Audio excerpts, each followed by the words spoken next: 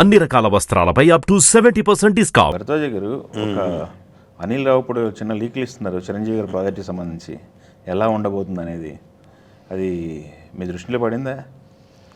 అంటే comedy cinema టోటల్గా అంటే 100% ఇది ఎంటర్టైనర్ అన్న ధోరణిలో చూడొద్దు, ఇందులో ఎమోషనల్ కంటెంట్ కూడా ఉంది అని చెబుతూ ఆయన ఒక ఇది చెప్పుకొచ్చాడు.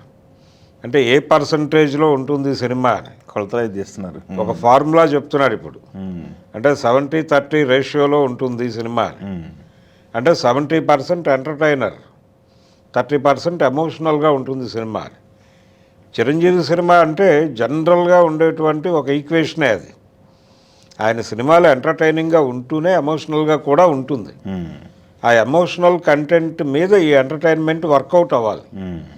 అక్కడ మ్యాచ్ ప్రాపర్గా కుదిరితే ఆ సినిమా చాలా పెద్ద విజయం సాధిస్తుంది. అవును, అలా హిట్ అయినటువంటి సినిమాలు అనేకం ఉన్నాయి.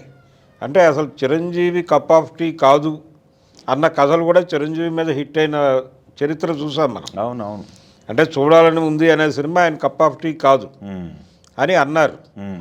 కానీ ఆ సినిమాలో కూడా ఇదే బ్లెండ్ వెళ్ళింది. ఏది 70-30 పద్ధతిలోనే వెళ్తుంది అది కూడా. అలాగే బావగారు బాగున్నారా, అది కూడా అంతే. అవును, ఆ సినిమా కూడా నిజానికి అంతకు ముందు వచ్చినటువంటి 2-3 సినిమాల్లో, అదే టైంలో వచ్చినటువంటి సినిమాల్లో దొర్లిన కథే అది. అవును, ఆ పాయింట్ దొర్లింది. అయినప్పటికీ చిరంజీవి మీద వర్కౌట్ అయింది అది. అవునవును, ఎంటర్టైన్మెంట్ ప్లస్ ఎమోషన్, ఈ ఎమోషన్ సస్టైన్ చేస్తూ ఎంటర్టైన్మెంట్ నడవాలి. అవును, ఈ పద్ధతిలో ఒక కొలత వేసుకుని వెళితే విజయం సాధించారు గతంలో. ఇప్పుడు ఈ ప్రాజెక్ట్ పైన కూడా అంచనాలు ఉన్నాయి బాగా. ఈ ప్రాజెక్ట్ మీద అంటే కేవలం చిరంజీవి పాత్ర లేకపోతే నయనతార వాళ్ళిద్దరి మధ్య జరిగేటువంటి వ్యవహారాలు ఇవి కూడా కొత్త పద్ధతిలో పెడుతుంది ఈ సినిమాలో అని చెప్తున్నాడు ఈయన. చెబుతూ ఇంకొక కీలకమైన ఘట్టం ఉంది సినిమాలో, వెంకటేష్ క్యారెక్టర్. అవును, వెంకటేష్ ఉన్నాడు అనేది ఈ సినిమాకి చాలా ప్లస్ అవుతుంది. వెంకటేష్ ఉండటము, ఆ క్యారెక్టర్ ఎలా మొదలవుతుంది, ఎలా ఎండ్ అవుతుంది, అసలు కథలో ఎలా ఉంటుంది ఆ పాత్ర అనేది చాలా క్యూరియాసిటీ క్రియేట్ చేస్తున్నటువంటి పరిస్థితి. అంటే వాల్తేరు వీరయ్యలో రవితేజ కంటే కూడా మించినటువంటి ఇంపాక్ట్ ఉంటుంది ఇక్కడ. ఈ ప్రభావం అంటే ఇంతే ప్రభావవంతంగా ప్రజల్లో ఎక్స్పెక్టేషన్స్ చాలా ఉన్నాయి ఆ క్యారెక్టర్ మీద. ఆ ఎక్స్పెక్టేషన్స్ మ్యాచ్ అయిపోతే సినిమా ఎక్కడికో వెళ్ళిపోతుంది. చూద్దాం, సంక్రాంతికి బ్లాక్ బాస్టర్ కొట్టినట్టు ఈ సంక్రాంతి కూడా బ్లాక్ బాస్టర్ అనేది గ్యారంటీనే. ఈ సంక్రాంతి కూడా బ్లాక్ బాస్టర్. ఆయన కేవలం చిరంజీవి వైపు నుంచి 70-30 మాట్లాడలేదు.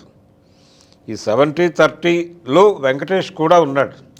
చూద్దాం, వెంకటేష్ ఎంటర్టైన్ చేస్తాడు, అలాగే ఎమోషనల్గాను ఉంటుంది ఆ క్యారెక్టర్.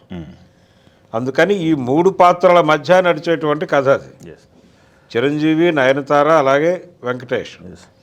ఈ 3 పాత్రల మీద ఏం నడపబోతున్నాడు అనిల్ రావిపూడి, జనాల్ని థియేటర్లో ఎలా ఆయన రెచ్చగొట్టబోతున్నాడు అనేది చూడాలి. ఓకే, ఆయన ఏ స్థాయిలో రెచ్చగొడితే ఆ స్థాయిలో బాక్సాఫీస్ దగ్గర నెంబర్స్ కనిపిస్తాయి.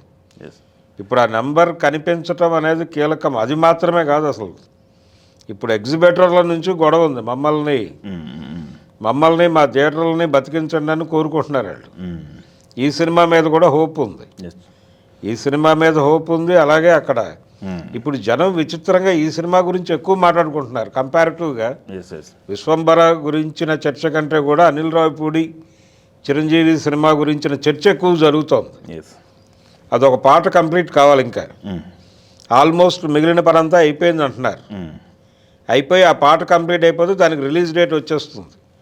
మ్యాక్సిమం ఆగస్టు అనేది ఫిక్స్ అయి ఉన్నారు ప్రపంచం అంతా. చూద్దాం ఏం జరుగుతుంది. దీని టీజరు, దీని ప్రమోషనల్ యాక్టివిటీ ఆగస్టులో మొదలు పెడతారు. అలాగే చిరంజీవి గారి బర్త్డేని బ్లాక్ చేసినట్టున్నారు ఈ టీజర్ రిలీజ్కి 22వ తారీఖు. 22 టీజర్ అంటే అదే నెలలో ఏదో ఒక డేట్, 22 కావచ్చు, ముందు కావచ్చు, వెనక్కి కావచ్చు, విశ్వంభర రిలీజ్ డేట్ పెట్టుకుంటారు. అంటే దాదాపుగా మనకి ఆగస్టు నుంచి చిరంజీవి ప్రభావం కనిపిస్తూ పెడుతుంది. అంటే 8వ నెల నుంచి మొదలుపెట్టి జనవరి వరకు చిరంజీవి పేరు మీదుగా నడుస్తుంది ఆ 4 నెలలు. అది విశ్వంభర కావచ్చు, అనిల్ రావిపూడి సినిమా కావచ్చు. Okay, thank you.